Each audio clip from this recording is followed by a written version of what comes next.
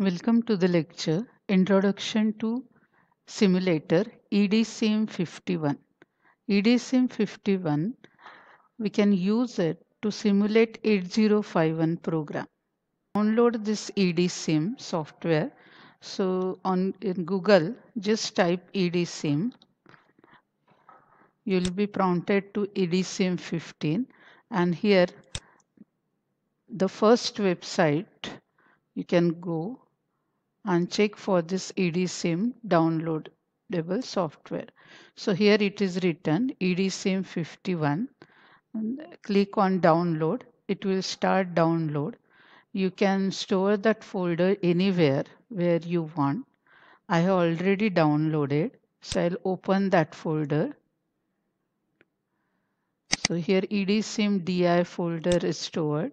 In that, run this executable jar file.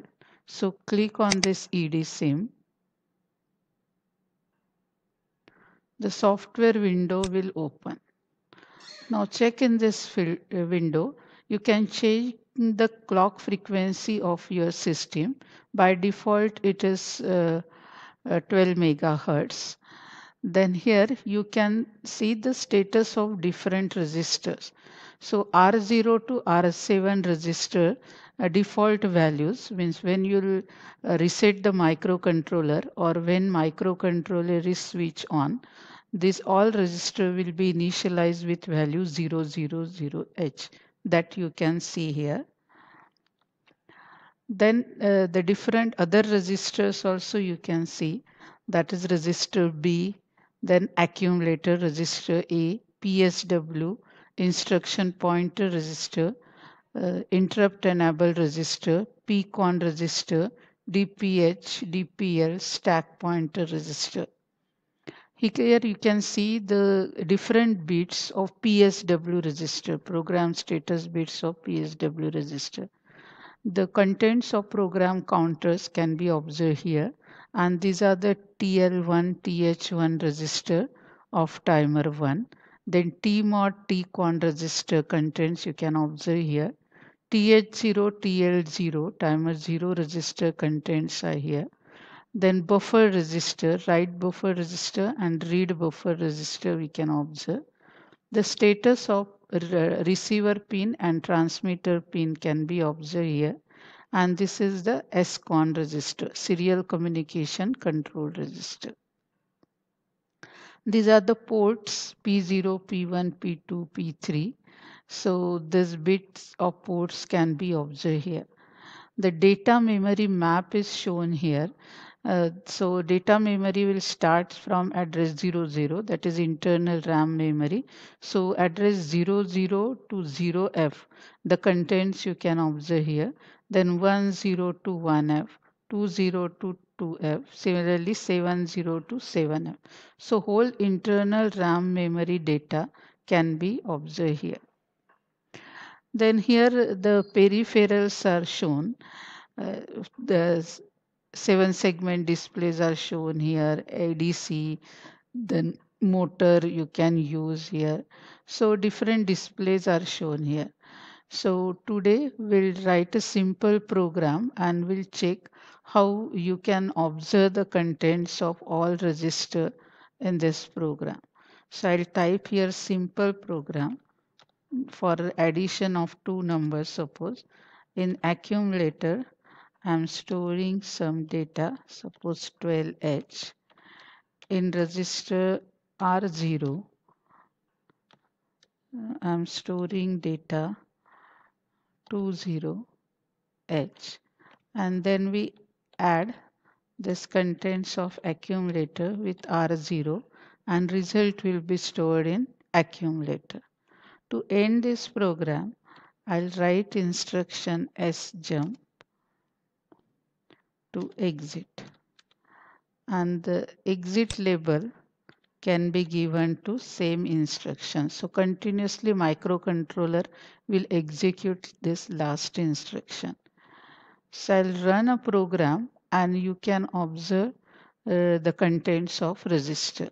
Here the different peripheral connections are shown for particular port. For example, 0.6 is connected to keypad, column 2. 1.7 is connected to LED. 2.7 is connected to uh, L switch 7. So these connections for peripherals are shown here. So we'll run this program and check the output. So program is continuously executing. After execution of this 3 instruction in accumulator, you can observe 32. Now whenever you want to stop this program, you can click on reset terminal. So it will stop execution of this instruction program. You can save this program uh, using this save button, and wherever you want to store it, just give the name to this program with extension ASM and save it. Your program will be saved. Before executing this program, we can assemble this program to check whether there is any error or not in our program. So for that, we can assemble this program using this assemble icon. So for example, suppose I will write instruction like this. So there is a error. So that is marked with this red color. And if you assemble this program, it will give you error. Operand expected here in red color, that instruction is shown where error is there. So you can change the instruction. You can modify the instruction, and now again you can assemble. Now it is correct. So we can assemble this program step by step. So first it will execute the first instruction. After execution of this first instruction, the 12H should be stored in accumulator. So step by step we'll execute this program. So 12H is stored in accumulator. Then in next step in R0 we are storing 20H. So in R0 register 20H will be stored. So that is already stored because already we have executed this program. Then add A and R0. So 12H and this 20 will be added and the result will be stored in accumulator. So now accumulator contents will change. So accumulator contains around 32H and continuously it will execute this instruction because that is S jump instruction. So continuously it will execute this instruction. Here you can check where at what memory location this instruction is stored. For example, first instruction is stored at 000H memory location and this instruction requires a 2 memory location. So that's why next instruction is stored at 0002H. This instruction is also of 2 bytes. So next instruction is 0004H. So this instruction is stored here. And then this is 1 byte instruction. So next instruction is stored at 005H. So in this way, we can write different programs here. And whenever you want to edit your program, update your program, click on reset, it will stop.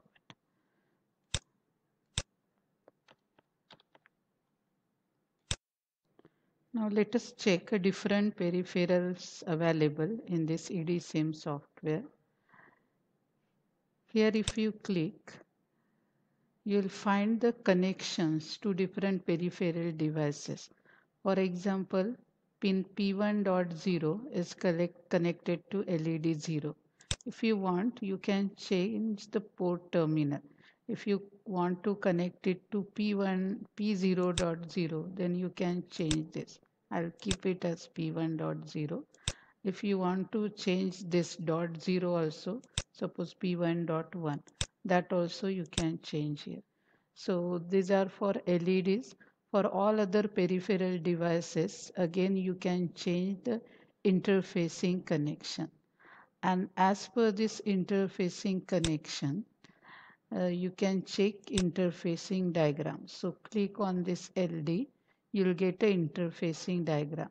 You can observe here that LEDs are connected to this P1.0 to P1.7. Here you can select a particular peripheral device which we want to use. In this example, I have selected switch bank and LED bank. Other I have not selected. So we'll use only LED bank and switch. So first we'll write a program to flash the LEDs. So I have selected only LED blank. Because these ports are multiplex, the same port terminals are used for LCD, for 7 segment display. This LCD model is shown here. So used for 7 segment display LCD like that. So at a time, we'll select only one peripheral device using this. So these two icons are for that. And here I is used. If you click on this, you will get the information. Then these are the LEDs. These are the terminals for LEDs. So these are the LEDs. Now they all LEDs are off. When this LED turns on, the different color lights will be shown here. This is the scope for DAC. This is the keypad. These are the LED rows. So this is the first row of LED. This is second row of LED. Then this is for transmission of data and reception of data for UART. So these displays are shown here. You can observe the string transmitted and received string. This is a 7 segment display, and this is a ADC display. You can vary this input voltage of ADC, and you can observe the output. Here you can get information of that. This is the motor speed control knob is given. You can connect the motor also. So these are the peripherals. We'll try to program to flash LEDs. So already program is saved. So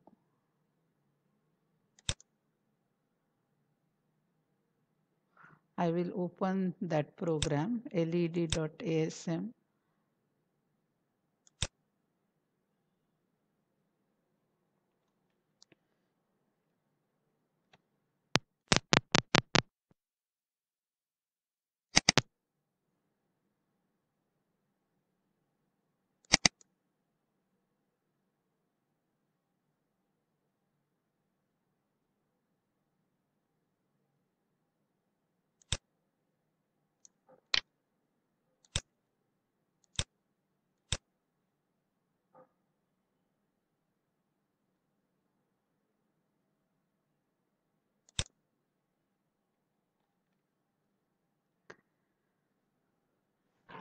So I have pasted here a program which can be used to flash the LEDs. So first 00 is stored in accumulator. The contents of accumulator are placed on port P1. So LEDs are connected to port P1. Then we call a delay. Then FFH is stored in accumulator, and accumulator contents are placed on port P1. So now all LEDs will glow. Then delay is called, and we want to execute this program continuously, flash the LEDs continuously. So here it is written as jump back. So it will go to this back label. No need of this exit label. We can simply write as jump back. So after that delay program is written, I have used a simple delay. So just to check the execute program step by step, I have initialized R7 with 01H. So and decrement R7 by 1 if till it becomes 0. And after that it will return back to main program. So 01H count will not work for real time, but here we are going to check this program step by step. So I have initialized with 01H. So first assemble this program. and you can execute it step by step and check the contents of accumulator. Accumulator 00H is stored, and now 00 is stored in uh, this port P1. So in port P1, you will get a 00. So all LEDs will glow, and then we call a delay. So LED will keep on for this much delay period of time. The resistor R7 is initialized with 0, 1. So it will be decremented by 1. And since it is 0, it will come to this instruction. Now here accumulator is loaded with FFH. So check here, FFH is stored in accumulator. In P1, the accumulator contents are stored. So FFH is stored in P1, and then again it will go to delay program.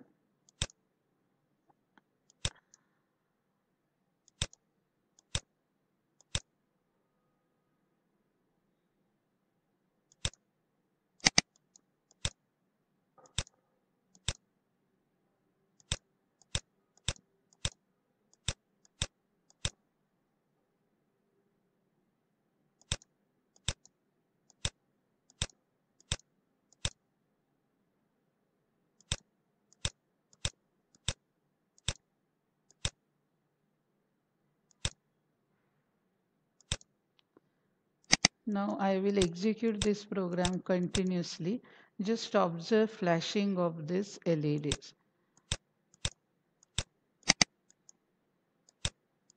So sending 0, LEDs will turn on. Sending FFH, that is logic 1, LEDs turn off. Just check the diagram. Here LEDs are connected in reverse direction, that is cathode of LED is connected to port terminal. So when we send a logic 0, LEDs will glow and their anodes are connected to VCC. So when we send a logic 0, LED will glow, and when we send a logic 1, LED turns off. So that is happening here.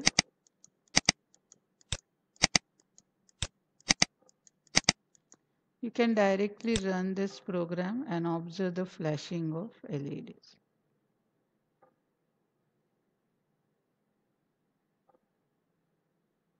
So in this way, you can interface these devices, peripheral devices, to microcontroller.